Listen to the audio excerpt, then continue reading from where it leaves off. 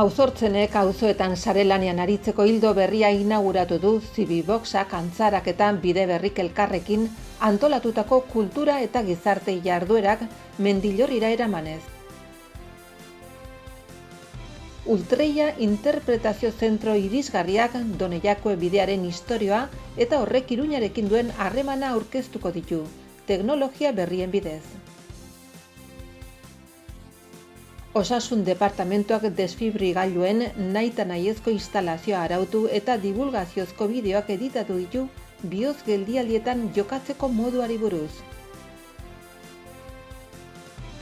300 ikur frankista eta ohorezko aipamen baino gehiago kendu dituzten Nafarroan. Nafarroko gobernuak tokiko erakundekin elkarlanean jarraitzen du eremu publikoa demokratizatzen saiatzeko. Martxoaren hasieran ezagutaraziko dute Alsasuko auziko behin betiko epaia. Bardea beste 10 urtez bonbardatzeko hitzarmena itxita gaur jaurtiko dituzte berriz ere bonbak. Arratsaldeon, Auzortzen ekimenak auzoetan sarean lan egiteko ildo berria inauguratu du. Mendillorrin izan da, Zibiboxak, antzarak eta bide berrik elkarrekin antolatutako edo prestatutako kultura eta gizarte jarduerak eramanez. Iruñako udalak sarean lan egiteko ildo berria abiatu du. Auzo berean jarduerak egiten dituzten entitate desberdinak engaiatzeko asmoz, beren ekimenak koordinaturik edo are elkarrekin gara ditzaten. Ester Kremaes komunitate garapeneko zinegotzi ordezkaria, Maider Beloki kultura eta hezkuntzako zinegotzi ordezkariak eta Xabi Senosiain Mendillorri herri pagainan prebentzio ekintza komunitarioko zerbitzuaz arduratzen den bide berri elkarteko kideak aurkeztu dute proiektu berri hori, Auzortzen. Gizarte eta kultura ekimen horretan koordinaturik ari dira lanean, Zibiboxa, antzara eta bide berri. Izan ere, 3 zerbitzuek ezaugarri ugari dituzte komunean. Auzoaren egunerokotasunarekin bat lan egiten dute. Komunitatea ardatz hartuta oinarrizko kultura sustatzen duten baliabideak dira, eta gatazka egoerei aurrea hartzen diete. Prentsaurrekoan bertan iragarri dute zein izan den garatutako lehen jarduera, prostituzioari buruzko jarduera ziklo bat, otsaian zeinan Nafarroko munduko medikuek ere laguntzen baitute. Mendillorriko egunerako antzerki emanaldi bat antolatzeko lanean ari dira. Sarean lan egiteko koordinazio gune bateratu bat eraikitzeaz gain, ekimenak baditu berariazko beste helburu batzuk, bestea beste, aisialdi aukera sendoagoak eta pluralagoak eskaintzea, kultur partekatutako guneak sortzea, komunitate egitura kohesionadunak aurkeztea, kultur eskaintza zabaltzea, tokian eta denboran eraginkortasuna bilatuta eta komunitate kultura zeharkakoa bihurtzea. Auzortzen prozesu irekia da, parte hartu nahi duten Mendillorriko eragile berri guzti zabali dagoena. Gezurrak eta errealitatea, gizonek zergatik kontsumitzen dituzte emakumeak, Mendillorrin modu berri honetan lan egiteko engaiatu diren 3 eragilek prostituzioaren gaia hartu dute ardatz elkarrekin egiten duten lehen jardueran. Haien ustez, lan eredu bat, auzoetatik eta kasu honetan Mendillorritik sortzen ari den medikuak elkartearekin elkarlanean egindako zikloan erakusketa ez ezik hitzaldi bat, mikroantzerkia eta ikusentzunezko proiekzio bat ere egingo dira. Zikloren bultzatzaileen esanetan hauek dira helburuak. Prostituzioaren arazo mai gaineratzea, prostituzioa pairatzen duten emakumeen beharrei eta eskairei oihartzun ematea, eta Mendillorriko gazteak sensibilizatzea emakumeen konsumoaren aurka. Nafarroko munduko medikuek landu dituzten proiektuen ildo berean begirada kritikoa garatu nahi da, desparekotasunen eta bidegabekerien kausekiko horrela gizarte aldaketari bultzada emanez.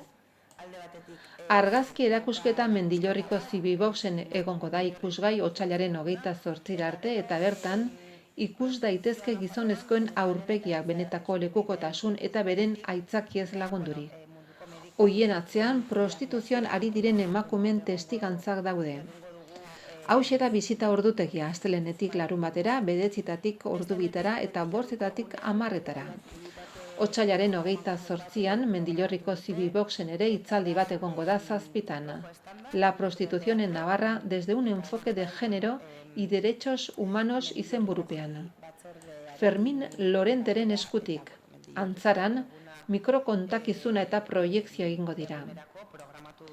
Elkarlaneko ekimen honen bidez, maiatzerako antolatzen den Mendillorriko egunean ikusgai egongo da 2018ko Feten sariaren lan irabazlea.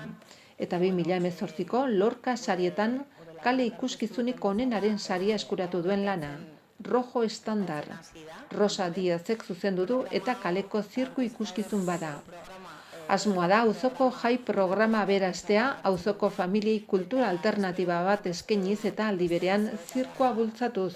Etorkizunean landu daiteken jarduera interesgarria gisa. Mendillorriko Zibiboxa udal sarea osatzen duten 7 gizarte etxetako bat da. Liburutegia aurrek irakur eremu propioa dute, ekitaldi aretoa, hitzaldi aretoa, arte plastikoen lantegia, informatika gela, dantza gela eta erabilera anitzeko 5 gela dauzka. Berez programatzen dituen ikastaroez eta antzerki, dantza edo hitzaldi zikloez gain besteak beste aretoak lagatzeko programa dauka. Aretoak jarduera jakin baterako edo ikasturte osoan zehar erabiltzeko lagatzeko. Antzara gizarte ekimenetarako zentro komunitarioa zentro publikoa da eta hitzarmen bidez kudeatzen da. Batzar baten inguruan antolatuta dago eta batzar horretan ordezkaturik dauden beren gizarte eta auzolana zentroan garatzen dute entitate, kolektibo eta personak. Zentro komunitarioaren erabileran eta kudeaketan sar daiteke hala eskatzen duen edozein baldin eta komunitateekintzako jardueretarako erabil behar badute eta beti ere batzarraren onespenaz. Auzoko komunitate ehunari zentro erabiltzeko aukera emateaz gain badira beste helburu batzuk ere. Gizarte lotura bultzatzea, lankidetza dinamika, sendotzea gizarte entitateen, herritarren eta erakunden artean. Eta ikasteko zein gizarte komunitatean trebatzeko esperientziak garatzea. Teknologia berrien bitartez, Ultreia Interpretazio Zentro irisgarriak Doneiakue bidearen historia eta horrek Iruña hiriarekin duen harremana mahaigaineratuko du. Lehendakaritza batzordeak bisitatu du Ultreia Doneiakue bideari buruzko interpretazio zentro irisgarria, non horren inguruko gizarte kultura ondarea, ohiturak eta tradizioak zein horren inguruko folklorea eta Iruñarekiko harremana erakusten baitira. Informazio bizita esperientzi bihurtzeko moduan antolatuko da, bizipen bizita izan dadin eta ikus-entzunezko bitartekoen eta teknologi berrien erabilera izango dira oinarri. Kontakizun historikoan murgiltzeko esperientzia interaktiboak planteatuko dira, Doneiakue bidearen eta Erdi Aroko hiriaren inguruko birsortzen bidez, bai eta esperientzia ukigarriak ere. Ukipen maketa baten bidez, non testu inguruan kokatzen laguntzeko argi eta soinu efektuak proiektatuko diren. Edukiak Koine Akuelitas fundazioak ekoiztuko ditu, laguntza eskuratu baitu Lakaixaren eta Nafarroko Kutxa Fundazioaren deialdi publikoan eta hori horrela ez dute kosturik izango udalarentzat. Ultreia Doneiakue bidearen erreferentziazko gune bilakatu nahi da, bai eta bidean interesa dutenendako edo bidea bera egiten ari direnentzako topaleku ere. Hala erakargune izango da esperientzi berritzailea eskaintzeaz gain irisgarritasun unibertsalaren arloan eredugarri izango delako. Izan ere, bertako bizita ibilbidea desgaitasun guztiak aintzat hartuta diseinatu da. Batzordeak egin duen bizitan egiaztatu ahal izan da gune museo bihurtzeko berariazko azpigiturak ia prest daudela kale nagusiko 20ko lokalean.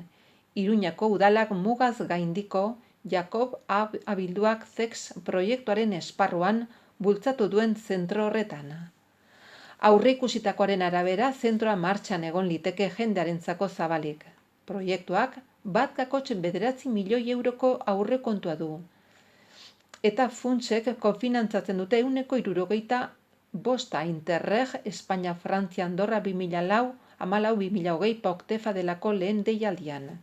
Iruñak zehazki 450.000 euroko ekarpena egiten du eta 482.500 euroko finantziazioa jaso. Aurkezpenak edukien informazio eta bidean zein hirian murgiltzeko esperientzia uztartuko ditu. Horretarako, bisita autogida sistema bidez egiten da frantsesez, ingelesez, gaztelaniaz eta euskaraz, aukeran. Eta ibilbidea birsortze bilakatzen da. Zentro irisgarria dela aintzat hartuta, audio gidetako pistei audio deskripziozko lokuzioak txertatuko zaizkie ikusmen desgaitasuna dutenendako. Eta begizta magnetikoekin bateragarriak izango dira entzumen desgaitasuna dutenek erabiltzeko. Ultreia zentroa ondo bereizitako 3 eremuren arabera diseinatu da. Argibide eremua, interpretazio eremua eta esperientzia eremua. Argibide eremua ongietorria egiteko gune gisa prestatuko da, informazio emateko erakusmaila, panelak, ukipen pantalla eta Iruñari buruzko argibideak ematen dituzten beste osagai batzuk. Izan ere, Iruña bideko lehen hiria dela azpimarratuko da eta hirian dagoen bitartean bisitariarentzat lagungarri izan daitezken datuak nabarmenduko. Halaber, badago tokia Jakob Abilduak Zex proiekturako eta horren barruko beste zentroetarako eta baita ere, Erdi Aroko eta gaur egungo Doneiako bideari buruzko berezitasunak eskaintzeko. Interpretazio eremua diseinatzean maketa proiektatu bat hartu da, ardaz gisa. Gainera, maketa hori ukigarria izango da, eta hor Erdi Aroko Iruñan barnako ibilbide historikoa ikusten halko da. Proiekzio vertikala ere izango da horman, eta hor islatuko da Iruña, bidegurutzia ideiaren funtsa. 3. eremuak, esperientzia eremuak. Izarren bidea du izena. Esperientzia harrigarria batek buru emango dio bisitari. Carlos Hirugarrenak infanteak 14. mendean egindako erromesaldiaren kontakizuna, juglaren itsu baten eskutik. Utreiako edukiak Iruñan kokaturik dagoen eta 2002an sortu zen Koineako elitaz irabazi asmorik gabeko entitateak ekoiztuko ditu. Finantziazioa eskuratu baitu La Caixak eta Nafarroko Kutxa Fundazioak kudeatzen duten Innova Sozial deialdian. Koineako elitaz fundazioa irisgarritasunaren esparrua lantzen duten entitatekin laguntza zerbitzuak eta proiektuak kudeatzeko zerbitzuak garatzen espezializatuta dago eta Jakoba Zex proiektuko partzuergoan parte hartzen du.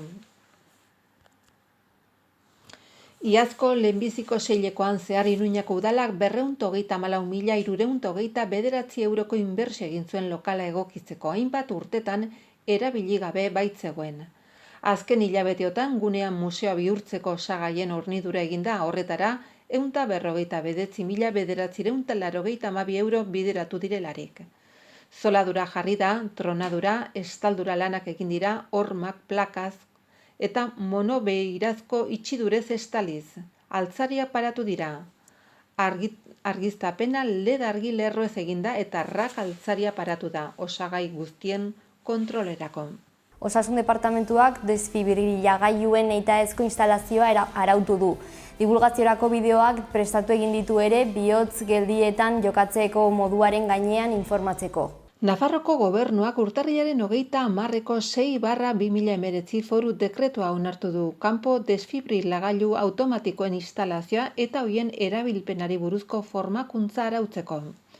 Foru dekretuak gailu horiek osasun eremutik kanpo nola erabili behar diren zehaztu du, eta lehendabiziko aldiz, establezimendu eta esparru publiko jakin batzuk desfibrilagailu bat ikusteko moduko lekuan, mantenimendu egoera egokian eta erabilpenari buruzko trebakuntza duen personalaren kargura eduki behar dutela ezarri du.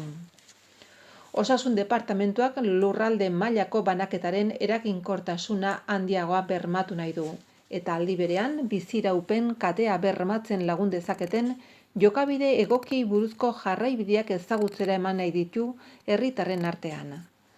Aipaturiko foru dekretuaren onarpenarekin bat eginik desfibrilagailu automatikoak era egokian erabiltzeko eman beharreko pausuei buruzko divulgaziozko bideoak ere argitaratu dira. Era argi eta laburrean bideo horiek balizko bihotz geldialdia ikusten duena kontuan hartu beharreko jarraibideak zehaztu dituzte. Inguruan biziraupenari buruzko formakuntza duen inor ez baldin badago. Lehendabiziko bideoak 3 minutuko iraupena du eta bihotz geldialdia ikusitakoan aktibatu beharreko biziraupen katea azaltzen du. Geldialdian nola identifikatu eta nola jokatu adierazten du. Hasteko, 112 telefono zenbakira deituz eta jarraian bihotz biriketako bizkortzea eginez eta desfibrilagailu automatikoa erabiliz osasun zerbitzuak iritsi arte. Desfibrilagailuen eginkizun nagusia ohiko erritmo kardiakoa deskarga elektriko baten bitartez berreskuratzen laguntzea da, biziraupen katean aurreikusirako maniobrak hasi ondoren. Iraun laburragoa duten beste 2 bideoetan esku hartzea zalantzagarria izan daiteken egoerak ezagutzeko, hau da arnasketa normala edo arnasketa agonikoa, eta behin identifikatuta nola jokatu behar den zehazteko landu dira. Bideoak el ABC que salva vidas delako elkartearen lankidetzaz landu eta 4 hizkuntzatan editatu dira, gaztelaniaz, euskaraz, ingelesez eta alemanez. Material guztia Nafarroko Osasun Atariak YouTube plataforman duen kanalean eskura daiteke dagoeneko. Bideoak aurkeztu dituzte prentsaurrekoan Osasuneko zuzendari nagusia Luis Gabilondok, Osasun Herritarrentasun Aseguramenduaren eta Bermean Zerbitzuko zuzendari Lazaro Elizaldek eta bihotz geldialdiaren arreta aktibatzeko kodearen arduradun Diego Reyerok. Agerraldian, halaber, formakuntza erakunde instituzional zuzendutako ikastaro virtual baten sorrera iragarri da. Desfibrilagailu automatikoak erabiltzeko beharrezko eduki teorikoa bilduz, gerora 3 orduko ikastaro praktikoekin osatzeko xedez. Aurkezpenean adierazi dutenez, foru dekretu berriaren arabera 700 pertsonatik gorako aforo baimendu edo aurreikusia duen edozein esparru eta instalazioak desfibrilagailua izan behar du, eta aforo hori 500 da kirol instalazioen kasuan. Horrez gain, desfibrilagailu horiek arduratuko diren profesionalek izan beharreko oinarrizko formakuntza erregulatu du. Horixe baitira, bihotz biriketako geldialdia duten pertsonei arreta egiteko esku hartuko duten balizko lehendabiziko pertsonak. Lehen pertsona esku hartzaile horiek bihotz geldialdian jokatzeko moduari buruzko formakuntza egokia ere izanen dute eta ondorioz, haien esku hartzea formakuntzarik gabeko pertsonena baino maila handiagokoa izanen da. Arau berrian ezarritakoaren arabera, jendearentzako desfibrilagailua eskuragarri izan beharko duten esparruen artean, 700 ikasle baino gehiago dituzten ikastetxeak, 700 enplegatu baina gehiago dituzten lan zentroak, eta 500 pertsonatik gorako aforo baimendua edo aurreikusia duten kirol, kultur eta aisialdiko instalazioak nabarmendu behar dira. Bete beharra 2000 metro kuadrotik gorako azalera eraikia duten saltoki edo merkataritza gunetara, aireportuetara, tren geltokietara eta 10.000 biztanletik gorako populazio duten udalerrietako autobus geltokietara ere hedatuko da, baita udaltzaingoen, naiz foruzaingoen patrulletara eta udaltzain aguazilengana ere. Nafarroatik 300 ikur frankista baino gehiago kendu dira, hoien barne ohorezko aipamenak. Foru gobernua tokiko erakundeekin elkarlanean aritzen da eremu publikoa demokratizatzeko saiakeran. Nafarroko gobernuak tokiko erakundeekin elkarlanean 300 ikur frankista eta ohorezko aipamen baino gehiago kendu ditu 2016an Nafarroko ikur frankisten lehenbiziko errolda martxan jarri zuenetik. Hasiera batean onartutako zerrendak 224 laureada eta etxe bizitza plakak eta 78 ohorezko aipamen eta kaleen edo seme orde edo seme kutxunen izenak jasotzen zituen. Eta harrezkero beste 160 ikur detektatu dituzte. Guztira beraz 460 inguru. Dena dela, Ana Ollok herritar eta erakunde harremanetarako kontseilariak eta Álvaro Baraibarrek bakea bizikidetza eta giza eskubideen zuzendari nagusiak aurkeztu duten balantziaren arabera 300 baino gehiago kendu dira dagoeneko eta beste 78 kentze prozesuan daude. Zehazki detektatutako 350 laurea da eta etxe bizitza plaka edo hildakoen omenezko plaketatik 234 kendu dira eta beste 52 kentze prozesuan daude. Ohorezko aipamenei dagokionez 112 kasu detektatu dira eta horietatik 75 kendu dira eta beste 16 kentze prozesuan daude. Ollo kontseilariak azaldu du Nafarroko gobernuaren memoriaren politika publikoen barruan eremu publikoaren demokratizazioa beti izan dela lehentasunezko jardunbideetako bat. 2016ko hasieran Nafarroko udalerri eta kontzejoen federazioarekin batera aurkeztu genuen bezala. Eta erantsi du indarkeria laudatzen duten simboloek biktimak iraintzen dituztela eta onartezinak direla guztiz indarkeria kondenatzen duten persona ororentzat. Errolda eguneratzeari dagokionez, kontseilariak gogoratu du errolda bizia eta aldakorra izan dela hasieratik. Ezagutzen ez genituen ikur berriak agertzen joan zitezkelako eta aldi berean, tokiko erakunde asko ikur horiek kentzen zihoazelako. Oraindik ere kentzeko dauden ikurrei buruz Albaro Baraibarrek azaldu du Nafarroko gobernuak lanean jarraituko duela horiek kentzeko beharraz eta arrazoiez konbentzitzen eta biktimei zein eratan eragiten dieten azalduz. Aurten tokiko erakundei zuzendutako bakearen eta bizikidetzaren arloko diru laguntzen barruan ikurrak kentzen laguntzeko jarduerak barne hartu nahi dira. Arlo horretan aurrera egiteko aurreikusitako ekintzen barruan, kontseilariak argitu du gobernuak identifikaturiko ikur guztiak kentzea sustatuko duela, eta inplikatutako tokiko erakundei laguntza eskatuko diela horretarako. Gainera, gobernuak ikerlanetan jarraituko du identifikatu gabeko beste ikur batzuen kokapenaren bila.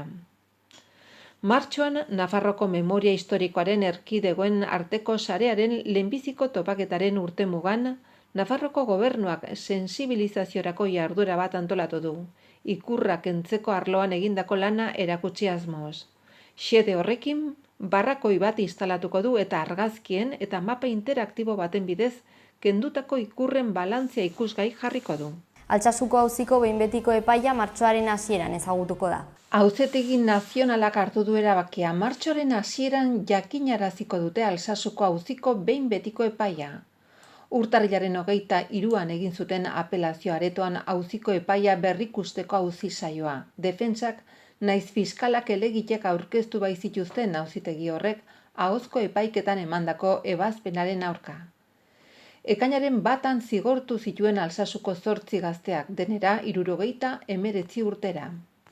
2 urtera zigortu zuten bat eta 9 eta 13 urte arteko kondena jaso zuten gainerakoek.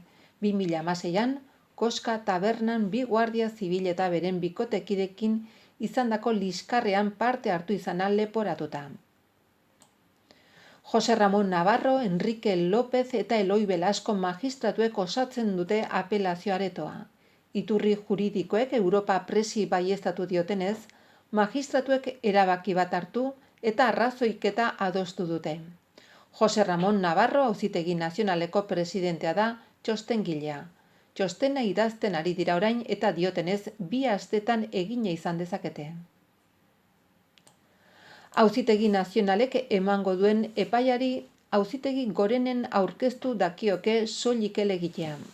10 urtetan zehar bardeek bonbardaketak jasaten jarraituko dute. Honela jasotzen du hitzarmen batek. Gaur berriz ere bombak jaurtiko dira. Joan den astean egin zituzten 2019 honetako lehen ariketa militarrak bardean. Asteazkenean ziren astekoak baina osteguna ekin zioten benetako munizioarekin ariko dira egunotan. Dena dela, bardearen inguruan bizi direnek eta Bardea Libre plataformako kidek diote egunero direla ohikoak militarren joan etorriak eta nolabaiteko maniobrak.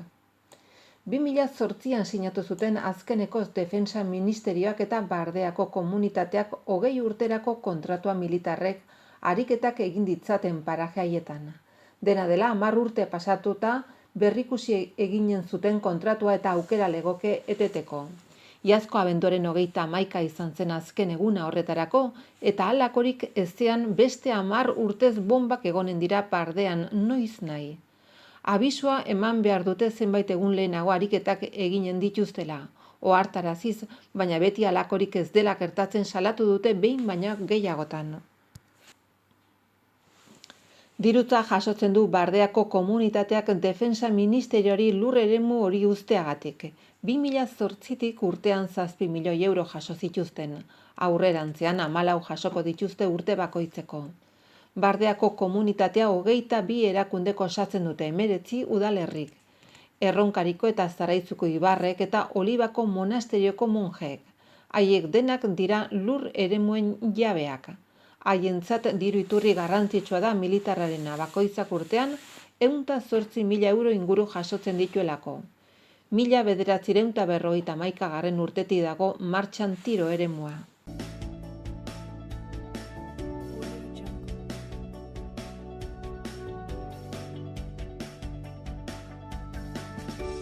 Zerua lainotxo edo oso lainotxo egongo da eta egunak aurrera egin ala, lainoak gutxitzen joango dira. Arratsaldetik aurrera, laino gutxikin geratuz. Haize ahul eta aldakorri ibiliko da, hego-osagaikoa finkatuko da eguna bukaeran.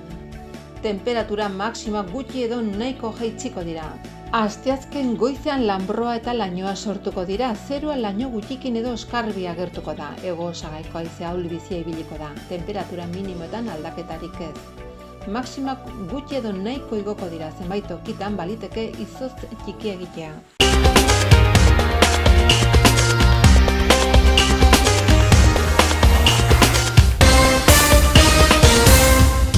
Auzortzenek auzoetan sare lanean aritzeko ildo berria inauguratu du Zibiboxak, Antzarak eta Bideberrik elkarrekin antolatutako kultura eta gizarte jarduerak Mendillorrira eramanez. Ultreia interpretazio zentro irisgarriak Doneiakue bidearen istorioa eta horrek Iruñarekin duen harremana aurkeztuko ditu, teknologia berrien bidez. Osasun departamentuak desfibrigailuen nahita nahiezko instalazioa arautu eta divulgaziozko bideoak editatu ditu bihotz geldialdietan jokatzeko moduari buruz. 300 ikur frankista eta ohorezko aipamen baino gehiago kendu dituzten Nafarroan. Nafarroko gobernuak tokiko erakundekin elkarlanean jarraitzen du eremu publikoa demokratizatzen saiatzeko. Martxoaren hasieran ezagutaraziko dute Alsasuko auziko behin betiko epaia. Bardea beste 10 urtez bonbardatzeko hitzarmena itxita gaur jaurtiko dituzte berriz ere bonbak.